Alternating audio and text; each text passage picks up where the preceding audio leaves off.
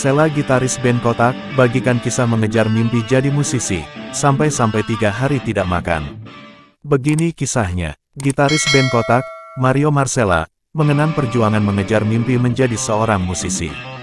Hal itu bermula dari kecintaannya bermain gitar sejak kecil, saat masih tinggal di kampung halamannya, di Banyuwangi, Jawa Timur. Jadi ceritanya waktu itu dari kecil aku udah jalani 2 hobi, pebalap sama main gitar. Keduanya jalan dan akhirnya aku menemukan passionku di musik, kata gitaris yang karib disapa Sheila dalam wawancara Sinduskop, sua virtual di Instagram @netcommit, Senin tanggal 18 Mei tahun 2020. Hidup di Banyuwangi, Sheila merasa kemampuan dan pengetahuan bermusiknya kurang berkembang. Setelah menyelesaikan studi di sekolah menengah atas, Sheila kemudian memutuskan hengkang dari kampungnya dan merantau ke Jakarta. Kota Banyuwangi, kota terpencil yang notabene informasinya sangat telat untuk urusan musik, pada saat itu. Zaman waktu itu era kaset, belum YouTube. Nyari ilmu musik itu kayaknya sulit. Jadilah aku harus ke Jakarta, papar dia. Bermodal nekat, Sheila akhirnya tiba di ibu kota tanpa kenalan dan sanak saudara. Sheila menyadari kota yang menjadi harapannya meraih cita-cita menjadi musisi terlalu keras untuknya yang kala itu masih berusia 17 tahun. Alhasil cita-citanya menjadi musisi ambyar seketika.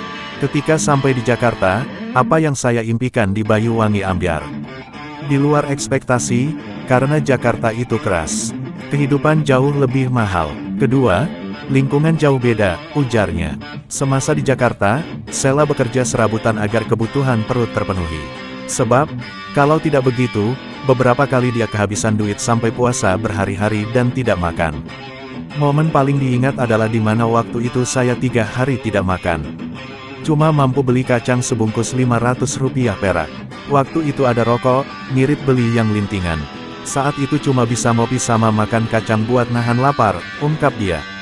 Sheila kemudian mencoba peruntungan bekerja sebagai pengamen, loper koran, hingga membagi-bagikan brosur di jalanan. Hal ini dilakukannya sekaligus untuk membuka jaringan pertemanan di tanah perantauan. Kalau bagi aku, banyakin kenalan, dan banyakin teman, berarti banyak rezeki. Akhirnya ada teman ngamen, ikutan. Sebar brosur, koran ikutan, buat bertahan hidup, kenang dia. Pada masa itu, tak jarang Sheila hanya makan nasi dengan kuah saja di warteg, karena tak memiliki uang. Meskipun bekerja serabutan, Sheila tetap berusaha mengejar impiannya mencari ilmu bermusik. Uang yang diterimanya dari hasil kerja Rodi dikumpulkan sedikit demi sedikit untuk belajar di salah satu sekolah musik bernama Chicks Music di Bilangan, Jakarta Timur. Dan akhirnya saya sekolah di situ cuma mampu 2 bulan toh, karena faktor enggak punya duit. Tapi aku banyakin teman di situ buat ambil ilmu dari teman di situ. Salah satunya Arya Baron, mantan personel band Gigi, kenang Sheila. Pertemanannya di dunia musik mengantarkannya ke kehidupan yang sedikit lebih baik. Dia ditawari bekerja menjaga studio band yang masih berlokasi di kawasan Rawamangun. Meskipun saat itu uang yang diterimanya masih belum cukup untuk bertahan hidup di ibu kota. Akan tetapi, ada hikmah yang didapatkannya ketika bekerja di studio musik ini. Dia memanfaatkan fasilitas studio untuk memperdalam kemampuannya bermain gitar. Pada suatu saat saya kerja di sebuah studio, Danis Studio, dekat Chicks Music. Di situ saya belajar banyak hal. Ketika yang jaga studio tidur, saya manfaatkan fasilitas yang ada. Saya kulik-kulik saja. Buat saya ini fasilitas, karena enggak bayar, kenapa enggak dimanfaatkan, katanya. Sheila mengatakan, pengalamannya bekerja di studio membuatnya berkenalan dengan para pemusik, salah satunya, band cafe yang sedang membutuhkan gitaris.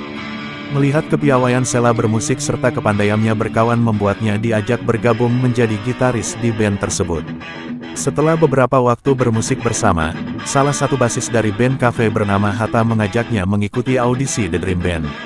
Ini merupakan sebuah acara realitas yang ditayangkan televisi swasta untuk mencari personel band bertalenta. Pas diajakin daftar sama Hatta, ternyata ini festival individu. Akhirnya kami tetap daftar, tapi namaku yang ditulis oleh Hatta di festival tersebut, ujar Sheila mengenang pengorbanan yang dilakukan temannya itu.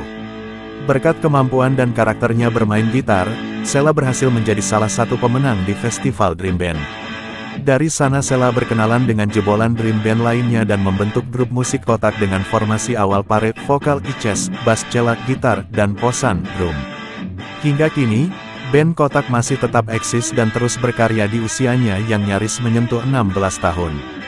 Band yang kini beranggotakan Tantri Syalindri Iclasari, Swasti Sabdas Tantri, dan Mario Marcella, sudah menelurkan album self-titled 2005 Kotak Kedua, 2008 Energi, 2010, dan Terbaik 2012. September nanti kami akan keluarin album. Ini akan berbeda dari album Kotak sebelumnya. Pokoknya lebih kekinian dengan elektronik, tandasnya. Seperti itulah kisah cerita dari sang gitaris dari band Kotak atau disebut Sela Kotak. Terima kasih.